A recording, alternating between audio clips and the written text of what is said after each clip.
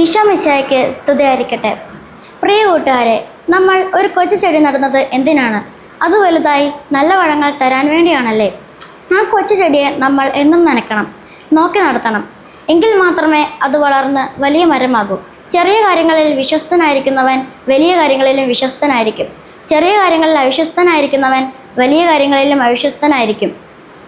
നമ്മൾ വിചാരിക്കും വലിയ കാര്യങ്ങൾ ചെയ്യുമ്പോഴാണ് ദൈവം നമ്മളെ ശ്രദ്ധിക്കുന്നതെന്ന്. എന്നാൽ അങ്ങനെയല്ല.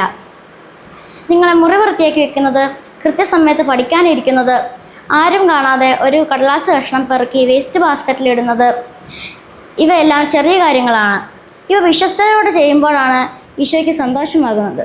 ടീച്ചർ തന്ന ഹോംവർക്ക് കൃത്യമായി ചെയ്യുന്നത്, പള്ളിയിലിരിക്കുമ്പോൾ അങ്ങോട്ടും ഇങ്ങോട്ടും നോക്കാതെ പ്രാർത്ഥിക്കുന്നത്, ആഹാരം പാഴാക്കാതെ കഴിക്കുന്നത്, ഇവയെല്ലാം വിശ്വസ്തതയുടെ അടയാളങ്ങളാണ്.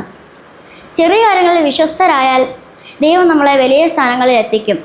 ഇന്നത്തെ പരിഹാര പ്രവൃത്തി ഇതാണ്. ഇന്ന് നിങ്ങൾക്ക് തന്നിട്ടുള്ള ഒരു ചെറിയ ജോലി, ഉദാഹരണത്തിന് പഠനമുറി വൃത്തിയാക്കൽ, ചെടി നനയ്ക്കൽ അല്ലെങ്കിൽ ഹോംവർക്ക്, ഏറ്റവും ഭംഗിയായി ആരും പറയാതെ തന്നെ ചെയ്യുക. അത് ഈശോയ്ക്ക് വേണ്ടിയുള്ള വിശ്വസ്തതയുടെ പ്രവൃത്തിയായി സമർപ്പിക്കുക.